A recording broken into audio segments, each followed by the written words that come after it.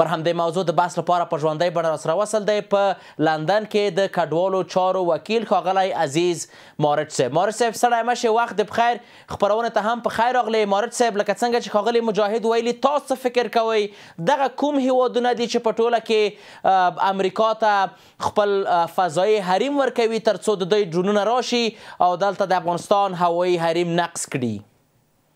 مننه. لومړی جناب لالی صاحب تاسو ته تحقیقي همکاران ته لیدونکو اورېدونکو سلامونه احترامات. وعلیکم سلام. ګورئ مجاهد صاحب داسې مشخص نوم نه اخلي او دا حقیقت هم ده او ښه خبره هم ده چې باید مشخص یو هېواد موږ ملامت نه کړو. کنی ټول ذهنیت دې ته فکر کوي چې پاکستان ده ځکه پاکستان خو لاسپوڅی یا جوړ شوی د غربي هېوادو د اهداف مقاصد لپاره یا هغوی جوړ کړی ده د مقاصد لپاره. اما دلته موږ د 50 کاله ګورو چې تنها پاکستان په افغانستان کې مداخله نه ده کړې. ایران هم په ډېر بېرحمانه ډول باندې مداخلې کړي. که هغه افغانه جوړه کړې پاکستان داعشګانه جوړه کړې. هغوی هم راغله جنګ و جګړې ته. ایران لخوا هم چې خلک راغله ډېر یو فجیع حالت دلته جوړ کړ. سارو باندې میخونه ولو، د خپلو خویندو ټیپرې کولو، د خپل مور باندې رقص مردک کول، دا شیان ډېر زیات وو. خو په هر صورت تاجکستان هم به هغه پاتې نه و. دا کلاب مثلا ته وایي، دا خو جبالدین ته وسپې راتللو، جیفان موټر تلګ راتګ و. په هر صورت باندې یعنې مداخلې زیاتې. چین هم د خپل اهداف مقاصد اقتصادي لپاره یو ډول نه یو ډول مشکلات جوړول. یوازینې دوه هېواده چې لږ ارام پاتې و هغه نو ترکمنستان و چې ډېر زیات لاسونې و، بعضې هغې نه کوله. ګرچې ازبکستان حمایت کاوه د بعضو ازبک تبارو، مګر بیا هم داسې مداخلې دا ډول نه ده کړې چې یو ضرر ورسېږي. نو بنا دغه دوه هېواد موږ ستا کوی په خپلو ګاونډیانو کې. او دې ته چې اوس مسله د حریم ده، حریم که فضایي یا که ځمکنی، د نقضول د ټولو نړیوالو اصولو خلاف ده. په نړۍ کې چې کله معمولا له 1448 کال را دې خواته چې سوفالي قراردادونه لاسلیک شول او دلته دغه صلیبي جګړې له منځه لاړل دي. دغه بڼه د نړۍ سیاسي حالت ته لاړله. یعنې پخوا هم سیاسي خو وه په نورو شکلو، سنتي شکلو. یعنې مثلا که تمدن ته موږ لاړ شو خو د فرعونیانو له وخته څخه راواخلو دنیا کې تمدنونه راغلي وو منځته.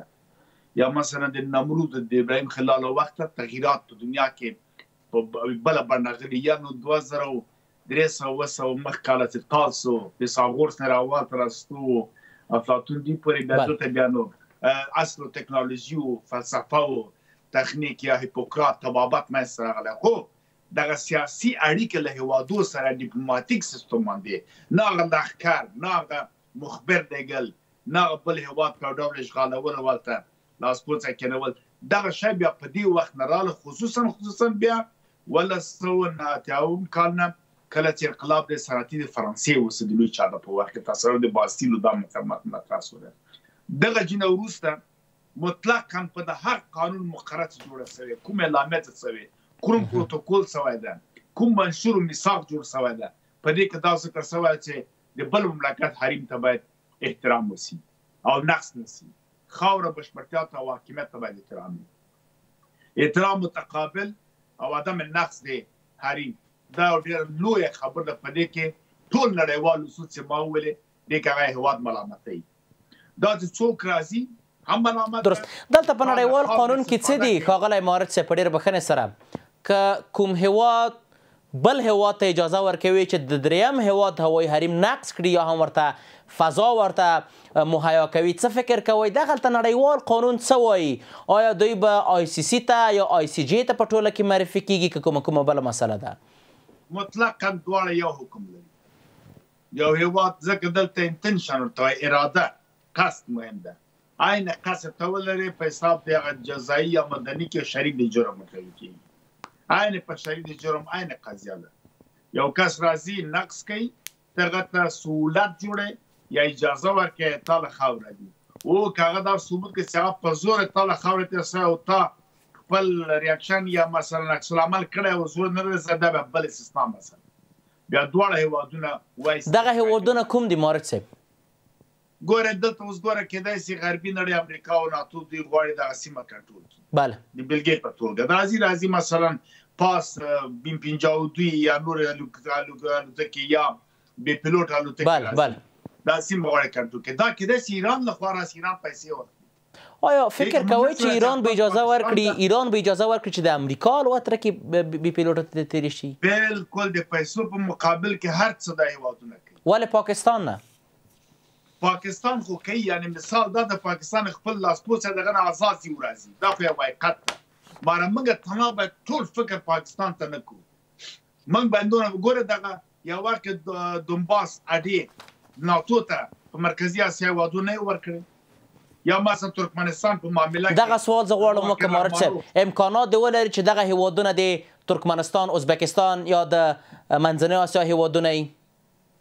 بالکل دلته دوه جهته ما ویل دوه جهته دي یو اقتصادي د پیسې خپل دوم دی غواړي په دې کنټرول کې ځان شریک کړي په دغه منځ کې دوی تعدیل مثلا خصوصا ایران ډېر ډارېږي چې دوی که امریکا او غرب اسرائیل غواړي یو مشکل جوړ کړي بې ثباته یې کړي دا یو ډله نه باسي دنه ګوره نتنیاهو پرون په تلویزیون کې ویل چې موږ 12 ورځنی جنګ کړی وم د ایران بسته سقوطول د موږ هدف نه و ګرچې وایي جز دغه و سقوطول د رژیم په ایرانیان وړل لري ایران خلک دنه به راپورته شي معنا دا ده چې ایران په دې پوهېږي چې یو ډله افراطي شاید د ما ملک راننوځي د بلوچستان او پاکستان خوا یا افغانستان هم دوی ډاري هم ترکمنستان ډاري هم آذربایجان ډارېږي هم له دې خوا نه عراق او ترکیې له خوا نه که راننوته دا ډله دلته بې ثباتي کوي ځکه شرایط مساعد د اخوندانو دښمنان ډېر دي د دوی د ظلمونو د شاهزاده پهلوي ډله دلته فعاله ده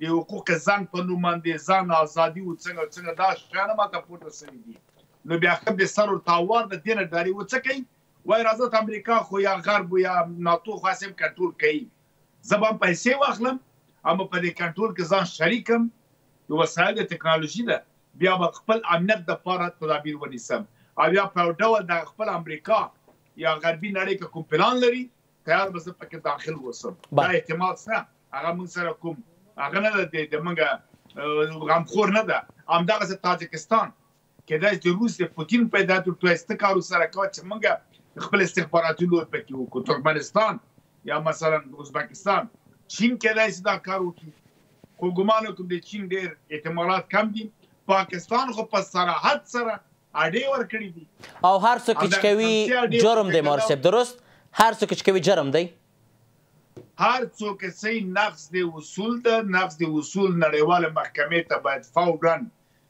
عریضه وسي او دې کې باید فیصله وکړي په هېوادنام جبران د خسارې باید او نړیواله محکمه په عمل کې څه کولی شي مارچ صاحب بالکل نشي کولی توصیه کېږي چې شورای امنیت فیصله پکې شورای امنیت دغه امنیتي ډله د ملګرو ملتونو چیز ده بله وروستۍ پوښتنې په توګه مارچ صاحب وروستۍ پوښتنې په توګه ډېر په بخښنې سره آیا تر اوسه کومه بیلګه شته چې شورای امنیت ته د عریضه شوي شکایت شوی به شورای امنیت واقعیت په عمل کې یوه پرېکړه ترسره کړې هغه د اجرا شوي وي بالکل په اکثر افریقایي هېوادو کې د وینزویلا کې یو وخت کې وسوله ډېر پخوا وختونه همدغسې ایران یو وخت کې د فابریکا درخواست کړی و چې داسې الوتکې راځي ثبوت د شواهدو کې بند پاتې دا هېوادو واړو هېوادو کې کېږي بل شورای امنیت فیصله کوي د امنیت ډله ننوځي او د سولې د امنیت دپاره د بحران د جنګ تهدید د نړۍ د نیولو دپاره دا خو اصول دي په منشور کې راغلي یا قومیت شورا اوس یو مملکت کې دولت سقوط کوي د انارشیزم ګډوډي راځي